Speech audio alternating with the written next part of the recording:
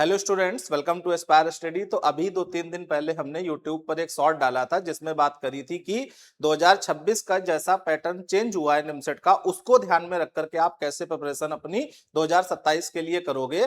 और साथ साथ में हमने बोला था नया बैच का अनाउंसमेंट भी करेंगे।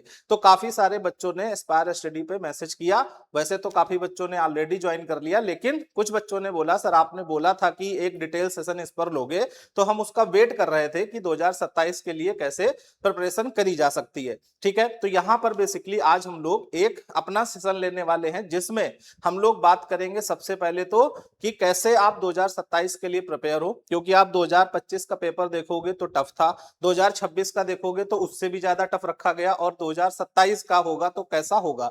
क्यों? क्योंकि दिन पर दिन कंपटीशन बढ़ता जा रहा है और बच्चे ज्यादा फाइट करते जा रहे हैं, साथ में पेपर का लेवल बढ़ता जा रहा है। जैसे इस बार अगर आप देखोगे तो 1000 में से मात्र 350 नंबर या 400 नंबर जो बच्चा ला रहा होगा उसकी रैंक अच्छी बनने की संभावना है। तो आप सोच सकते हो कि 1000 में से 350-400 नंबर पे अगर सिलेक्शन हो रहा होगा तो पेपर का लेवल अब क्या हो सकता है, क्या बना होगा। तो आपको ये बातें समझनी है और हम लोग यहाँ पर बात करते हैं, धीरे धीरे डिस्कशन करते हैं। सेशन ये लंबा होगा, अगर आप शॉर्ट वगैरह देखते हैं और 30 सेकंड वाली आदत है तो इस सेशन को आप पूरा नहीं देख पाओगे।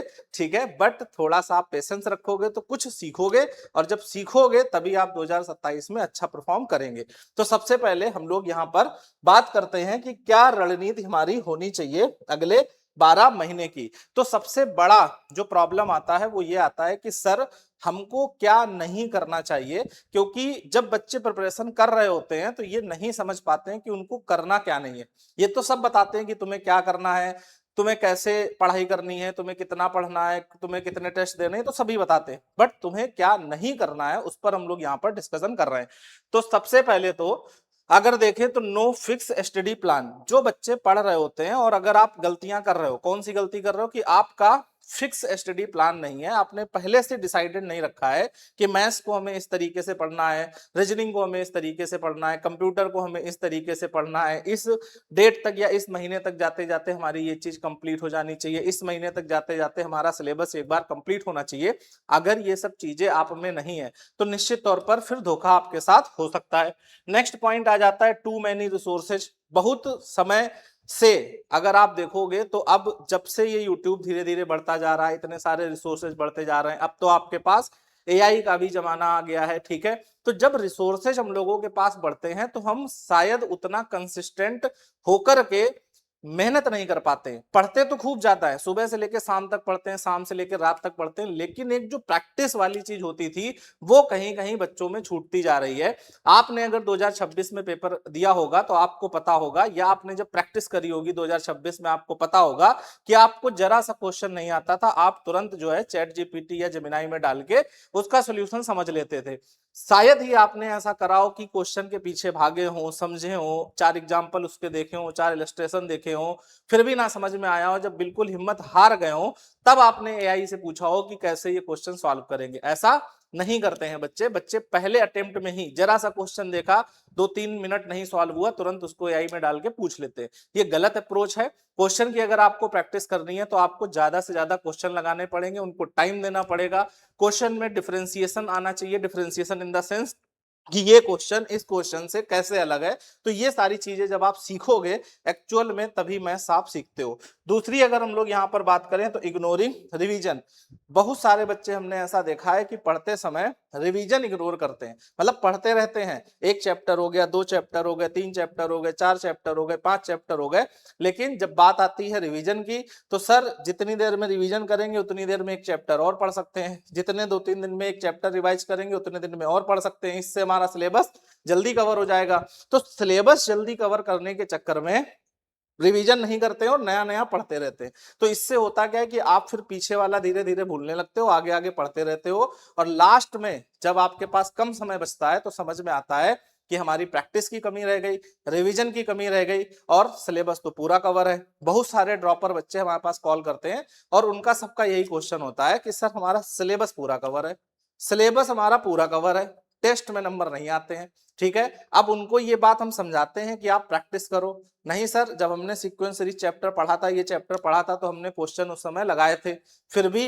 हमारे नंबर्स नहीं आ रहे हैं, तो इसका मेन रीजन है प्रैक्टिस। ठीक है, फिर से बता दे रहे हैं प्रैक्टिस। तो जो 2027 या 2028 में बच्चे पेपर देने वाले हैं, तो आपको ये ध्यान रखना है, जब तक आप प्रैक्टिस अच्छी नहीं करोगे तब तक आप बढ़िया से परफॉर्म एग्जाम सेंटर में नहीं कर पाओगे। दूसरी बात अगर हम लोग देखें तो स्किपिंग मॉक टेस्ट, ये भी एक बहुत बड़ा इशू होता है कि बच्चे मॉक टेस्ट को स्किप कर देते हैं। स्किप इन द सेंस, हमने जैसे शेड्यूल किया कि संडे को आपका मॉक टेस्ट होगा और आप संडे को कहीं पर बिजी हो, आपने वो टेस्ट नहीं दिया। एक तो ये रीजन हो सकता है, तो कोई बात नहीं, आप आगे के टेस्ट दोगे, अगले संडे टेस्ट दोगे, अगले वीक का टेस्ट दोगे। लेकिन कुछ बच्चे ऐसे होते हैं जो बोलते हैं सर जब हम टेस्ट देते हैं तो नंबर हमारे हो जाते हैं कम, और जब नंबर हमारे कम हो जाते हैं तो सर हमको डिमोटिवेशन होता है, और वो डिमोटिवेशन वाली फीलिंग फिर हम 2-4 दिन पढ़ नहीं पाते। तो वो डिमोटिवेशन की फीलिंग ना आए, 2-4 दिन आगे के खराब ना हो, इस चक्कर में हम टेस्ट नहीं देते हैं। तो ये सबसे बड़ी गलती है। क्यों? क्योंकि टेस्ट का मतलब एक पेपर नहीं होता है, टेस्ट का मतलब होता है एक इवेल्युएशन। आपने जितनी भी पढ़ाई करी है, जितना भी आपने तैयार किया है, जितना भी सिलेबस आपने कवर किया है, उसमें आपकी कितनी पकड़ है, ये टेस्ट से पता चलता है। तो जब भी कोचिंग में टेस्ट हेल्ड किया जाए तो आपको उस टेस्ट को सिंसियरली देना चाहिए, टाइम के अकॉर्डिंग देना चाहिए, उसी टाइम पे देना चाहिए, बिना चीटिंग के देना चाहिए, और साथ साथ में बाद में उसको एनालिसिस करना चाहिए कि हमारे इतने क्वेश्चन छूटे थे, क्यों छूटे, इतने क्वेश्चन गलत हुए तो क्यों गलत हुए, ये जब हमको कॉन्सेप्ट आता था फिर भी गलत हुआ। तो ये सारे पैरामीटर्स को जब ध्यान में रख के आप टेस्ट दोगे तो आपका प्रदर्शन जो है वो दिन पर दिन बेहतर होगा। नेक्स्ट अगर हम लोग यहाँ पर बात करें पुअर टाइम मैनेजमेंट, ये भी एक बच्चों का इशू रहता है, सर हमारे पास टाइम की कमी रहती है। ठीक है, हमें ये नहीं समझ में आता है कब हम डीपीपी लगाएं, कब हम क्लास अटेंड करें, कब हम टेस्ट दें, कब हम रिवाइज करें। तो ये तुमको समझना पड़ेगा भाई, आप लड़ने जा रहे हो, 15 से 20 हजार बच्चे उस पेपर को देने के लिए बैठेंगे, और उसमें से 1000-1200 बच्चे ही सिलेक्ट होंगे क्योंकि उतनी ही सीटें हैं। तो आप समझ के देखो, 15,000 में से आपको अगर 1000-1200 बच्चों के बीच में आना है तो निश्चित है आपको मेहनत ज्यादा करनी पड़ेगी। तो ये भी एक फैक्टर बनता है कि आपको टाइम मैनेजमेंट आना चाहिए। नेक्स्ट है वीक बेसिक्स। अब बहुत सारे बच्चे जेई मेंस, जेई एडवांस के क्वेश्चन लगाने शुरू कर देते हैं, जैसे सुनते हैं कि इस बार पेपर टफ आया, चलो जेई मेंस के क्वेश्चन लगाते हैं, जेई एडवांस के क्वेश्चन लगाते हैं। ठीक है, और बेसिक पर अपने काम नहीं करते हैं। जब तक आप अपने बेसिक पर पकड़ नहीं बनाओगे तब तक क्वेश्चन लगेगा ही नहीं, आपसे सिंपल क्वेश्चन नहीं लगेगा। आप अगर 2026 का पेपर उठा के देखो तो कोई भी क्वेश्चन ऐसा नहीं था जो करने लायक ना हो। मतलब दो टाइप के क्वेश्चन होते हैं हमेशा, कुछ पेपर ऐसे बनाए जाते हैं जिसमें कुछ क्वेश्चन छोड़ने के लिए होते हैं। जैसे पिछले साल था तो 2025 में जब निमसेट का पेपर था तो उसमें यह था कि आपको कुछ क्वेश्चन छोड़ने ही पड़ेंगे। इस बार ऐसा नहीं था, क्वेश्चन सारे करने वाले थे लेकिन टाइम टेकिंग थे। तो कहने का मतलब यह है कि जब तक आप बेस नहीं क्रिएट करोगे, जब तक आपको बेसिक अप्रोच नहीं पता होंगी, तब तक आप क्वेश्चन जो अच्छे अच्छे क्वेश्चन है, 2-3-4 कॉन्सेप्ट मिक्स वाले क्वेश्चन है, वो कैसे कर पाओगे। तो इसीलिए आपको बेसिक्स पर भी ध्यान देना है। नेक्स्ट आपका आ जाता है इनकंसिस्टेंसी और इग्नोरिंग हेल्थ। तो इनकंसिस्टेंसी का मतलब कि बहुत सारे बच्चे, जैसे ये मोटिवेशन सेशन देखेंगे, ये पूरा लिस्ट बना लेंगे, कॉपी में नोट्स बना लेंगे, सर ने ये बातें बताई हैं हमको याद रखना है। एक समय ऐसा आएगा कि वो 4-5-6 दिन 10 दिन बाद फिर ढीले पड़ जाएंगे, और फिर उनको कोई मोटिवेट कर देगा एकदम से, वो फिर से पढ़ना शुरू कर देंगे, 10-15 दिन फिर से पढ़ेंगे, फिर से वो जो है डिमोटिवेट हो जाएंगे। तो आपको ऐसे नहीं पढ़ना है। आप डेली कम पढ़ो, कोई समस्या नहीं है, 2 घंटे, 2.5 घंटे, 3 घंटे पढ़ो, लेकिन ये गलती नहीं करनी है कि एक दिन तो पढ़ लिए 7 घंटे, फिर अगले दिन 7 घंटे, फिर अगले दिन 7 घंटे, फिर 4 दिन पढ़े नहीं, आप सोते रहे। तो ये गलतियां आपको नहीं करनी है। दूसरा, अपना हेल्थ का जो ख्याल है वो जरूर रखें, क्योंकि साल भर की ये मेहनत है। ऐसा नहीं है आप 2-3 दिन पढ़ लोगे, 4 दिन पढ़ लोगे और काम हो जाएगा। साल भर अगर आपको तपस्या करनी है तो आपको अपनी हेल्थ पे ख्याल रखना पड़ेगा। बहुत सारे हमारे पास ऐसे भी बच्चे होते हैं, ऑफलाइन में भी ऑनलाइन में भी, कि हमसे बोलते हैं सर हमारे साथ ये इशू आ रहा है, हमारे साथ ये इशू आ रहा है। तो वो सिर्फ और सिर्फ है कि आपका डेली रूटीन सही नहीं होता है।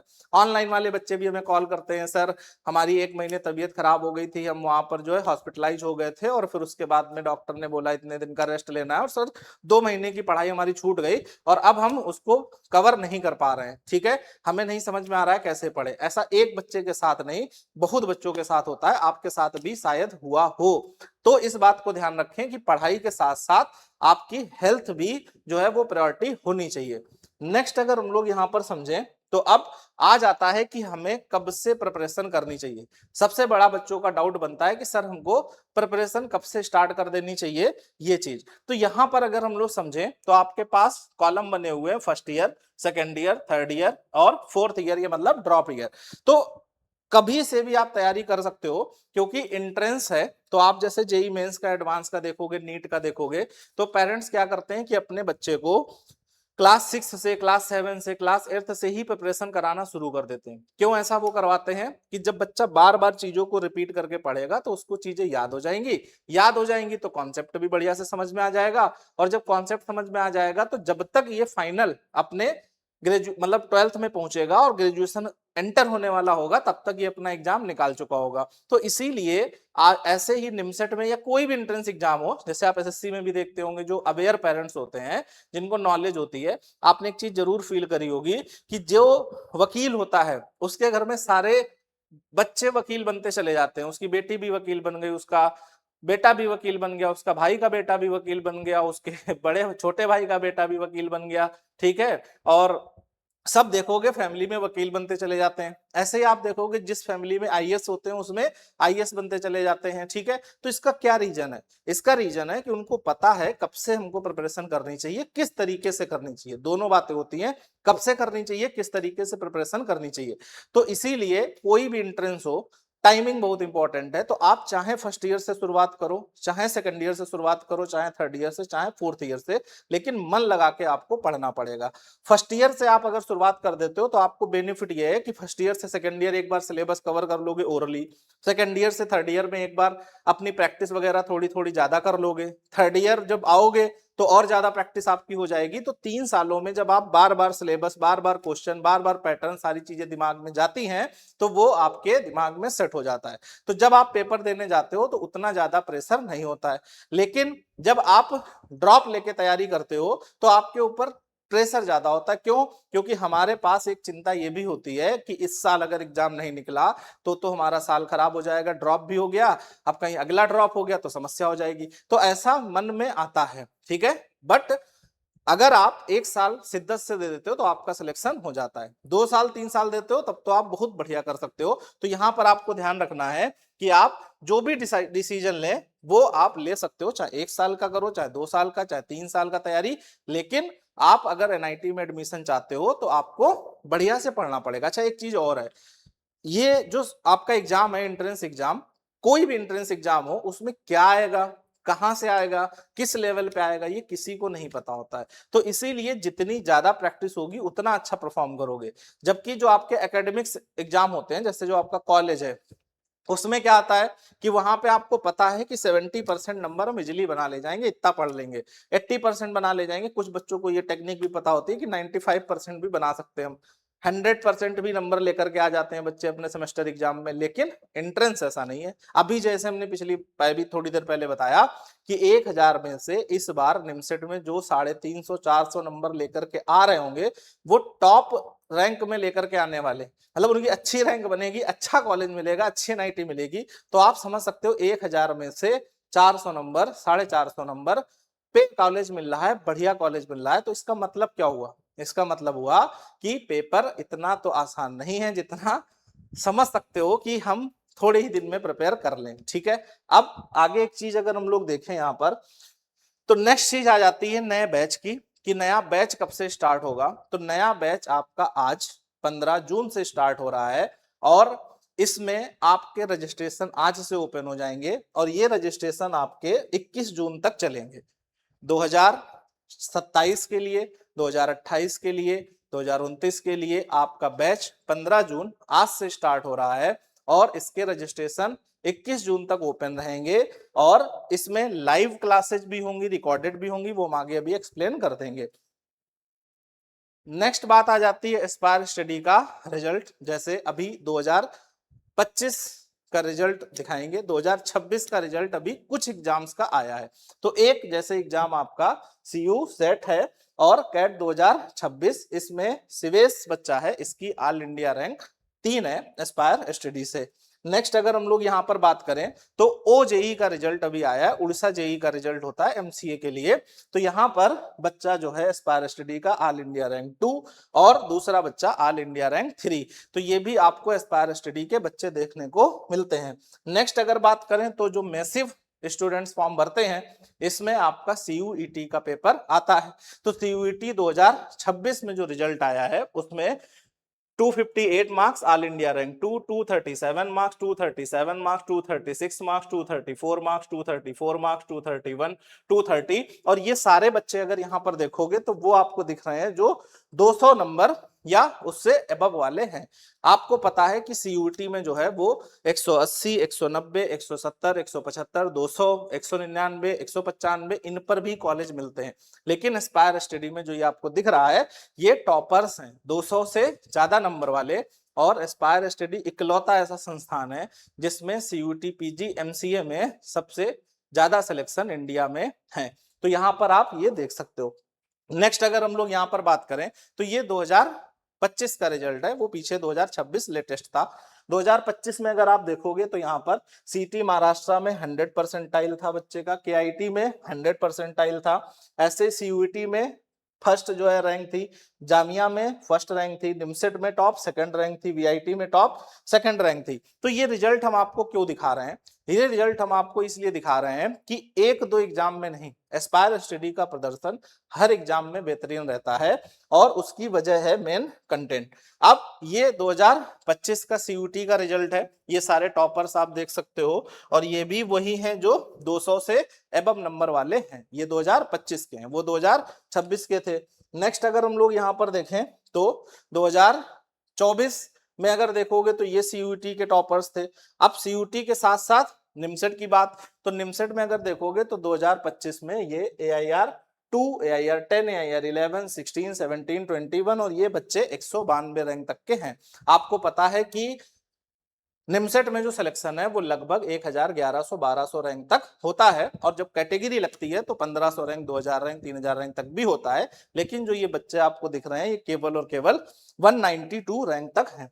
नेक्स्ट अगर हम लोग यहाँ पर बात करें तो ये 2025 का सीटी महाराष्ट्र का रिजल्ट है, जिसमें आप 100 परसेंटाइल 99.98, 99.98 और अप टू 99.54 आप देख सकते हो। 0.50 के बीच में, मतलब 100 परसेंटाइल से 99.50 के बीच में ये सारे बच्चे 2025 में एस्पायर स्टडी से थे सीटी महाराष्ट्र के एग्जाम में।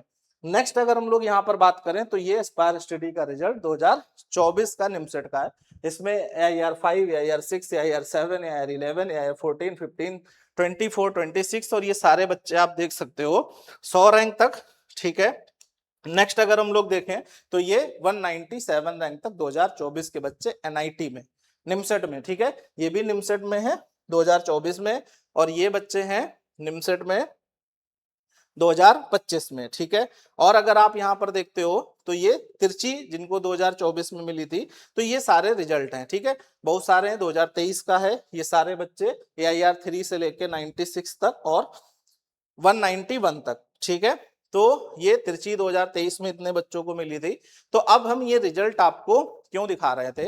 ये रिजल्ट हम आपको इसलिए दिखा रहे थे कि आप ये समझो कि हम क्यों एस्पायर स्टडी को ज्वाइन करें, ठीक है। इतने सारे बच्चे एस्पायर स्टडी पे ट्रस्ट करते हैं कि उन क्यों ट्रस्ट करते हैं? क्योंकि हर बच्चे का सपना होता है कि हमको एनआईटी मिले, तो हमें ऐसे रिसोर्स पढ़ने के मिले जो हमारे लिए बेनिफिशियल हो, उल्टी सीधी चीजें उसमें ना हो, एक्स्ट्रा चीजें ना हो, ना पीएचडी का हो उसमें, ना कुछ भी हो, केवल और केवल लिमिटेड निमसेट लेवल तक का उसमें होना चाहिए। और निमसेट के उस लेवल तक का हो कि कितना भी टफ पेपर आए, कितना भी डिफिकल्ट आए, कितना भी आसान आए, कैसा भी सिलेबस आए, वो पेपर हमारा बनना चाहिए। तो एस्पायर स्टडी को इसीलिए बच्चे चूज करते हैं हर साल डे बाय डे, और आप रिजल्ट एस्पायर स्टडी का देख रहे हैं।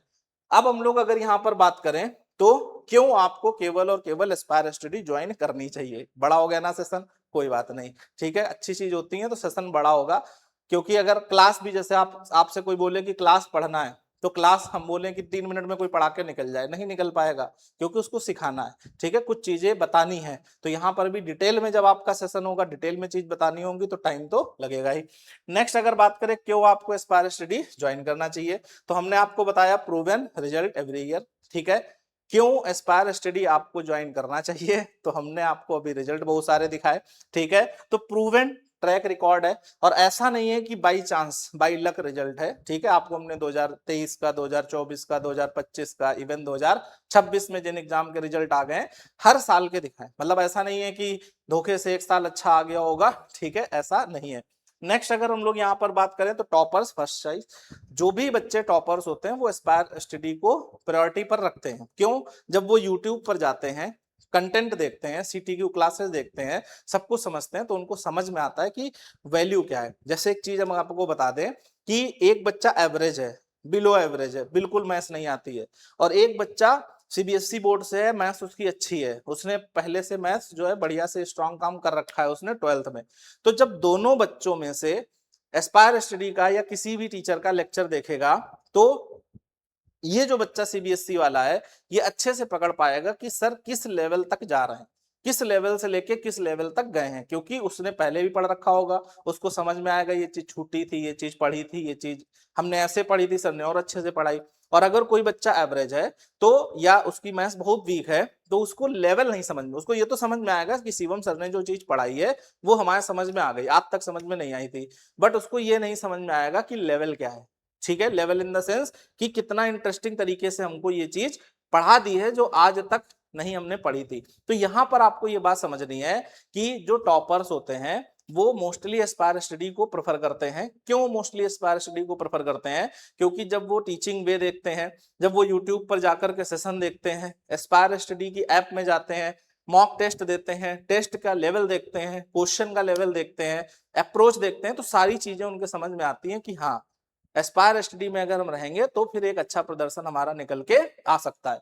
नेक्स्ट यहाँ पर आता है रियल कंपटीशन, और जब टॉपर्स आपको मिलते हैं, हार्ड वर्किंग स्टूडेंट जब आपको मिलते हैं, तो फिर उनमें रियल कंपटीशन भी निकल के आता है। आपने बहुत सारे इंटरव्यूज में एस्पायर स्टडी के सुना होगा कि जो एस्पायर स्टडी में मार्क्स बनते हैं लगभग वही निमसेट में बनते हैं।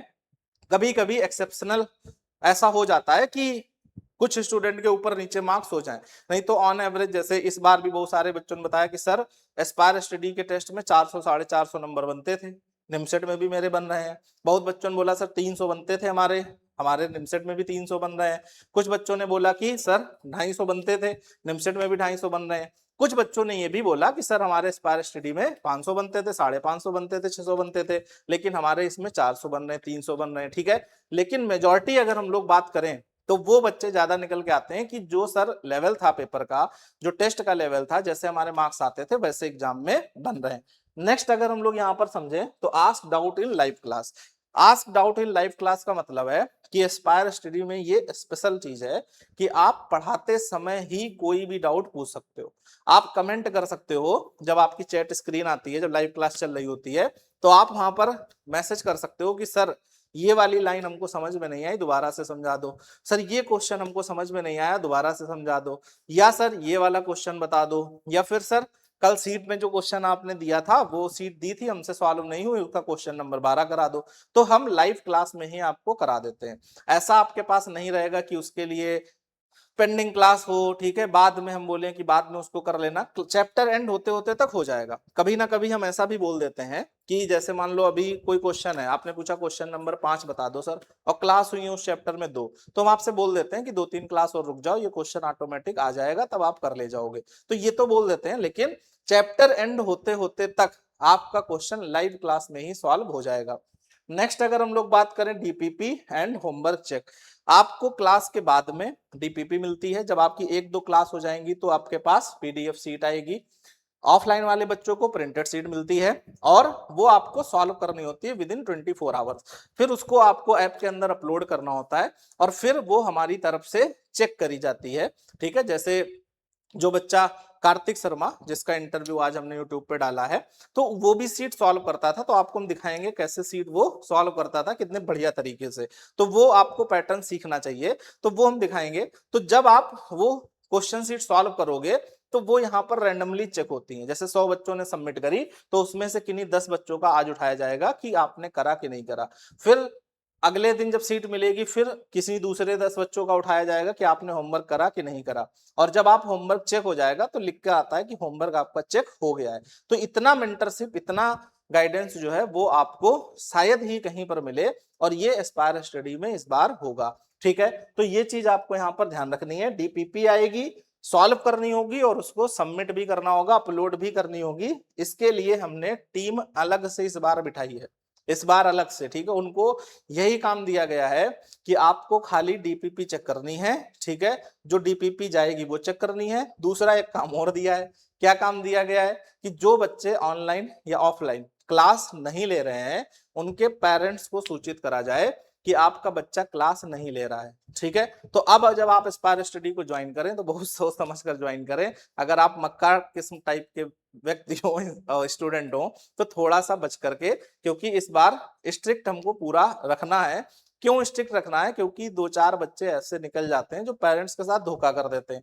आप फीस भी खर्च करते हो, समय भी खर्च करते हो, लेकिन घर में आप धोखा कर देते हो। तो मेन चीज है कि स्ट्रिक्टनेस होगी तो आप में जो कमियां हैं वो भी सुधर जाएंगी पढ़ाई के साथ साथ।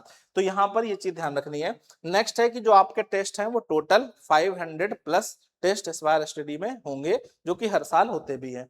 नेक्स्ट देखें, एग्जाम ओरिएंटेड स्टडी मटेरियल। ये हमने पहले भी बताया कि एग्जाम ओरिएंटेड स्टडी मटेरियल का मतलब क्या है कि ऐसा नहीं है कि आपको इतना सारा हमने दे दिया, हमने कहा ये सब कुछ पढ़ लो और निमसेट के लिए जरूरी इतना है। ठीक है, बहुत सारे इंस्टीट्यूट्स में ऐसा होता है, ये भी करा दिया, वो भी करा दिया, वो भी करा दिया, वो भी करा दिया, वो भी करा दिया।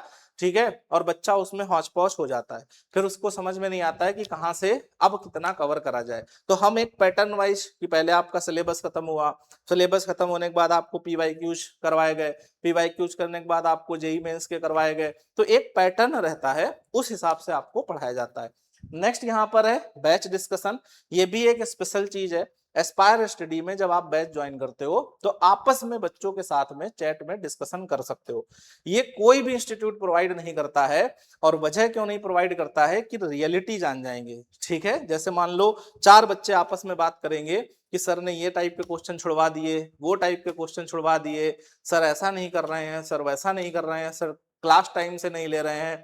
ठीक है, या फिर सर ये चीज नहीं पढ़ा रहे हैं, सर उस तरीके से नहीं पढ़ा रहे हैं। ऐसा बच्चों में अक्सर जो है डिस्कशन होता है। तो इस चक्कर में जो है मोस्टली टीचर्स चैट बंद कर देते हैं कि आपस में बच्चे कनेक्ट ही ना कर पाए, कौन कैसा पढ़ रहा है, नहीं पढ़ रहा है, क्या हो रहा है, कोई आपस में डिस्कशन ना कर पाए। ठीक है, और उससे जो है टीचर को एक संतुष्टि मिलती है कि कम से कम कोई बच्चा ये तो नहीं बोल रहा है कि सीट नहीं आई, कोई बच्चा ये नहीं बोल रहा है कि सर क्वेश्चन नहीं सॉल्व करवा रहे हैं, क्वेश्चन नहीं बता रहे हैं। तो इसलिए टीचर्स ये ऑप्शन उनकी ऐप में होता भी होगा तो वो बंद कर देते हैं, बच्चे आपस में कहीं भी डिस्कशन नहीं कर पाते। ठीक है, लेकिन एस्पायर स्टडी जब आप ज्वाइन करते हो तो आपको बैच मिलता है, और उस बैच में कोई भी क्वेश्चन आपको नहीं आता है, कोई भी आपका डाउट है तो आपस में पूछ सकते हो बैचमेट से, और फिर भी वो नहीं सॉल्व होता है तो हम आपको उसमें बता देते हैं कि ऐसे इसको सॉल्व कर सकते हो, या फिर हम वो क्वेश्चन देख लेते हैं और क्लासरूम में सॉल्व करवा देते हैं कि ऐसे इस क्वेश्चन को आपको सॉल्व करना है। ठीक है, एक बच्चे ने पूछा था चैट में और ये क्वेश्चन ऐसे आपको करना है। तो ये सब जब चीजें होंगी तभी आप बढ़ पाओगे। देखो हमें पता है कि इस जो समय पर बैचेज हैं वो मोस्टली कोरोना टाइम के हैं, बच्चों का जीरो होता है मैथ्स। ठीक है, उनको बिल्कुल उंगली पकड़ के चलाना पड़ता है, और जब आप उस तरीके से पढ़ाई करोगे तभी आपका रिजल्ट निकल के आएगा। इसके पहले वाले जो बैचेज होते थे वो अच्छे होते थे। अच्छे क्यों होते थे? क्योंकि वो थोड़ा सा कॉलेज गए थे, उस समय बढ़िया पढ़ाई हो रही होती थी। लेकिन जब कोरोना आया तो उसमें फिर लॉकडाउन हो गया, और फिर उसके बाद बच्चे साल भर नहीं गए, 2 साल नहीं गए, ऐसे ही हो गया। फिर उनका जो है वो बेस बन नहीं पाया। मोस्टली वही इस समय बैचेज बनते हैं। तो ये चीज यहाँ पर आती है। दूसरा है no teacher dependency. No teacher dependency ये भी एस्पायर स्टडी में एक यूनिक बात है। हर इंस्टीट्यूट में क्या होता है कि मैथ्स एक ही टीचर पढ़ा पाएगा, बाकी वहां के टीचर मैथ्स को नहीं पढ़ा सकते। एक ही टीचर ऐसा है जो कंप्यूटर पढ़ा पाएगा, बाकी टीचर कंप्यूटर नहीं पढ़ा सकते। एक ही टीचर ऐसा है जो रीजनिंग पढ़ा पाएगा, बाकी टीचर रीजनिंग नहीं पढ़ा सकते। ठीक है, तो ये चीज एस्पायर स्टडी में नहीं है। ठीक है, एस्पायर स्टडी में आपको हम जो है मैथ्स, रीजनिंग, कंप्यूटर सारी चीजें पढ़ाने में कैपेबल हो पाते हैं। वजह क्योंकि हमने बहुत सारे एंट्रेंस एग्जाम खुद निकाले हैं। ठीक है, तो वो सारी चीजें जब आपके ऊपर अप्लाई होती हैं तो बच्चे उसको कनेक्ट कर पाते हैं। ठीक है, जैसे हम जब रीजनिंग पढ़ा रहे होते हैं तो हम आपसे बोलते हैं मैथ्स में हमने ऐसा बताया है, वो चीज यहाँ भी लग रही है। ठीक है, कंप्यूटर जब हम पढ़ाते हैं तो हम तुमसे बोलते हैं कि मैथ्स में हमने तुमको रिलेशन और सेट थ्योरी ऐसा वहां पर पढ़ाया है, वो चीज यहाँ पर भी लग रही है, तो आप उससे चीजों को कनेक्ट कर पाते हो। ठीक है, कोई भी इसमें ये नहीं है कि सर वो अलग तरीके से पढ़ा रहे हैं, वो अलग तरीके से पढ़ा रहे हैं, वो अलग तरीके से पढ़ा रहे हैं, सर हम चीजों को कनेक्ट नहीं कर पा रहे हैं, वो इशू यहाँ पर नहीं आता है। आपकी डिपेंडेंसी खत्म हो जाती है कि ये नहीं है कि कुछ भी इधर उधर से पढ़ने की जरूरत है, कुछ भी अलग से पढ़ने की आवश्यकता है, ऐसा कुछ नहीं रहेगा। नेक्स्ट अगर हम लोग यहाँ पर बात करें तो ये सारी चीजें थी क्यों एस्पायर स्टडी को ज्वाइन करना चाहिए। अब हम लोग बात कर लेते हैं कोर्सेज की। तो एस्पायर स्टडी में मोस्टली आरंभ बैच बच्चे ज्वाइन करते हैं, आरंभ ये भी है, और निमसेट कंप्लीट कोर्स या कंप्लीट कोर्स। तो यहाँ पर बात करें कि इन चार कोर्सेज में क्या डिफरेंस है, तो जो आरंभ 2027 है, ये निमसेट वाला जो कोर्स है, ये निमसेट के लिए है बेसिकली। तो इसकी फीस नॉर्मल ये है, अभी और एक्सप्लेन कर देंगे। यहाँ पर निमसेट है, सीयूटी है, जामिया है, वीआईटी है, या कोई भी आप एमसीए का एग्जाम अगर देने जा रहे हो तो आरंभ 2027 कंप्लीट कोर्स ज्वाइन कर सकते हो। इसके बारे में भी हम डिस्कस करते हैं। फिर आ जाता है निमसेट कंप्लीट कोर्स। तो यहाँ पर अगर निमसेट के लिए स्पेशली देना जा रहे हो ये, और अगर सारे एग्जाम देने हैं तो ये। अब आप बोलोगे सर इसमें क्या डिफरेंस है, इसमें भी आप बोल रहे हो कि निमसेट के लिए, इसमें भी बोल रहे हो निमसेट के लिए।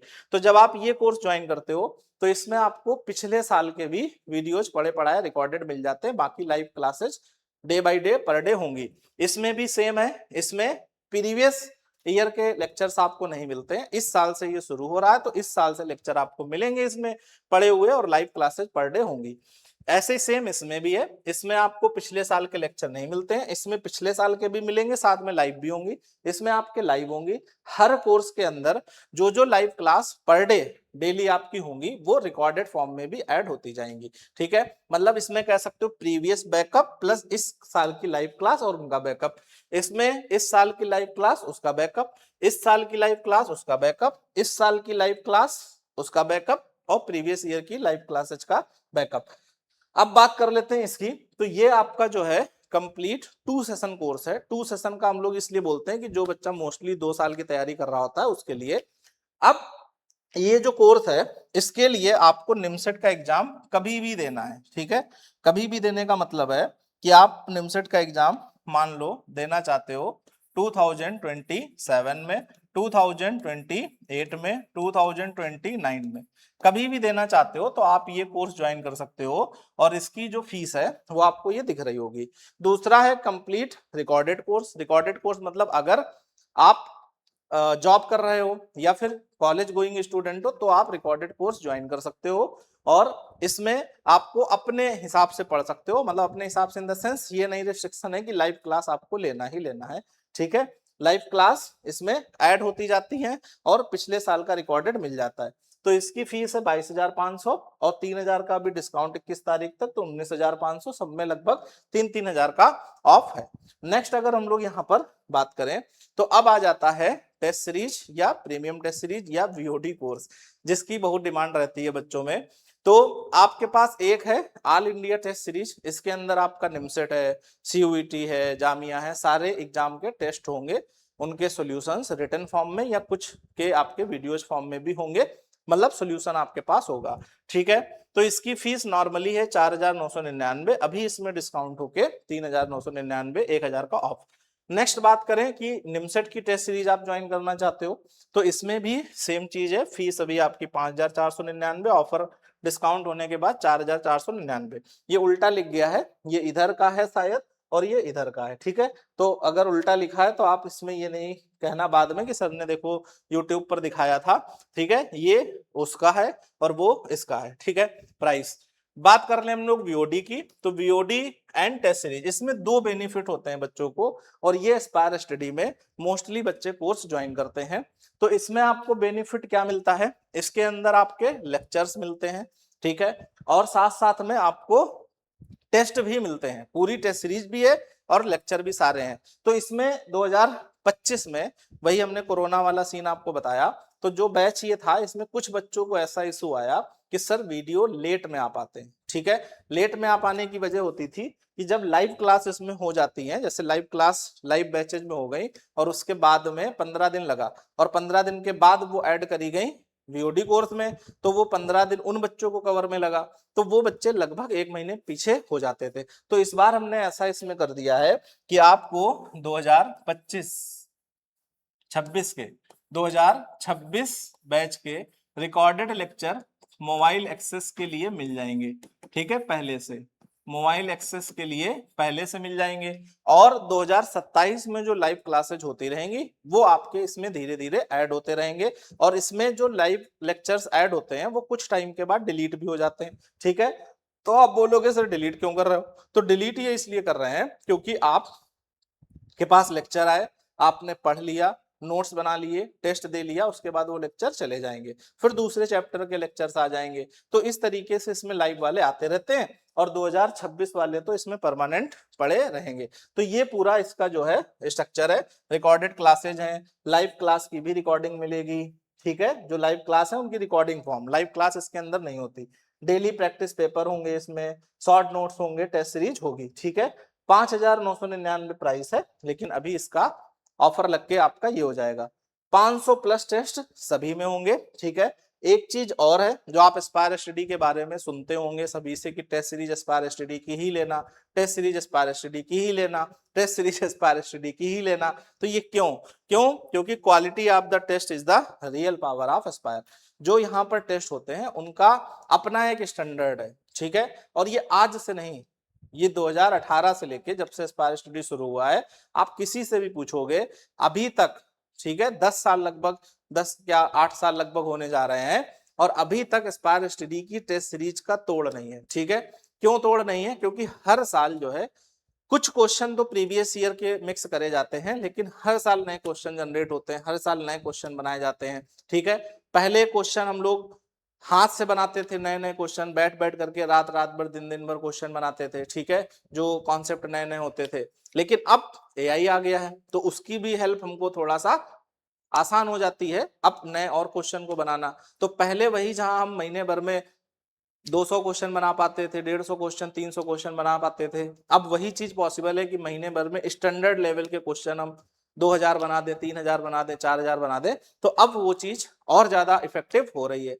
ठीक है, लेकिन ये तब से हो रहा है जब एआई नहीं प्रचलित था, एआई था ही नहीं। ठीक है, 2018 से लेके अभी तक एस्पायर स्टडी की टेस्ट सीरीज का कोई तोड़ नहीं है। तो यहाँ पर ये चीज आपको समझ में आ गई होगी।